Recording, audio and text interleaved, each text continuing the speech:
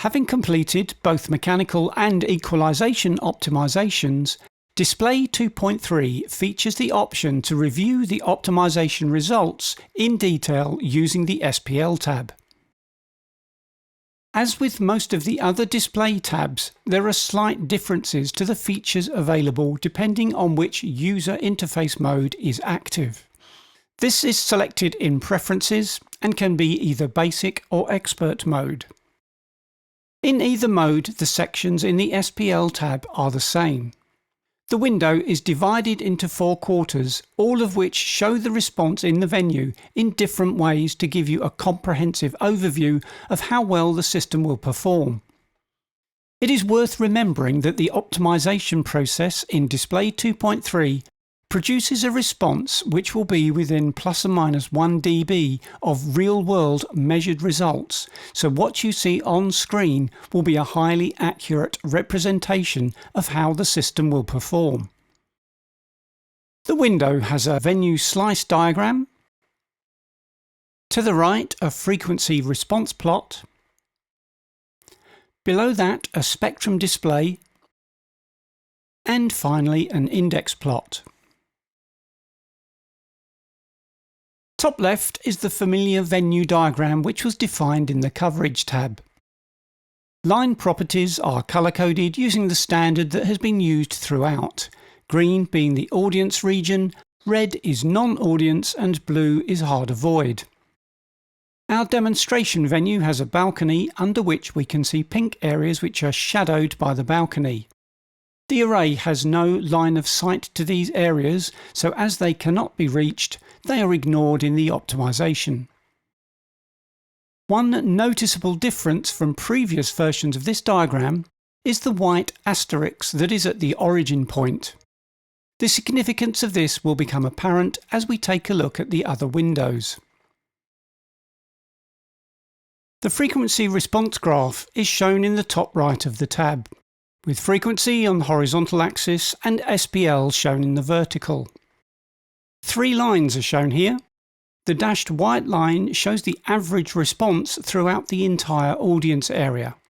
The yellow line shows the results at the reference point, and the green, red or blue trace relates to the response wherever the white asterisk in the venue diagram is positioned. Moving round clockwise, we come to the index plot that we have seen in previous tabs, which gives us an instant overview of the coverage in the entire venue. The horizontal axis is frequency identical to the frequency response graph above. Vertical is the position within the venue with SPL indicated by colour, yellow the highest SPL, blue the lowest. There are 3 lines that divide up the index plot as we have seen previously. The dashed white line, the audience start, the black dashed line shows the reference point with the audience finish position indicated by the solid white line. Unique to the SPL tab is an additional thicker white line. This is the interactive element that links all 4 sections of the window. As the mouse cursor is moved over the index plot, the white line tracks vertically through the different sections of the venue.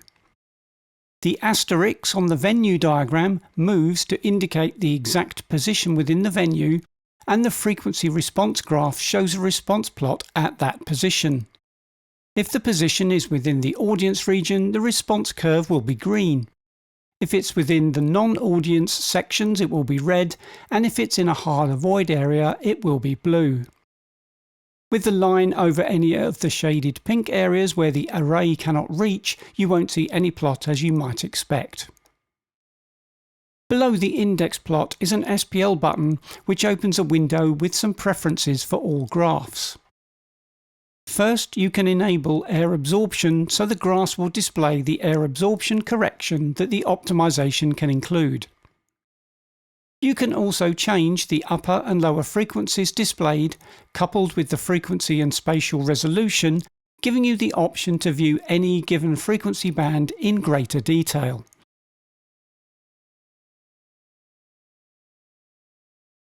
The spectrum graph is an extremely useful tool to examine how the system will perform with a variety of different program material.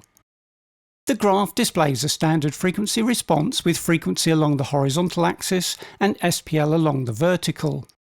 Levels are displayed as a bar chart.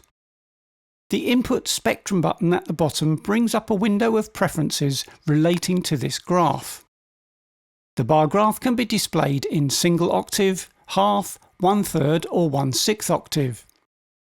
You can also modify the upper and lower frequencies displayed if you need to focus on a specific frequency band.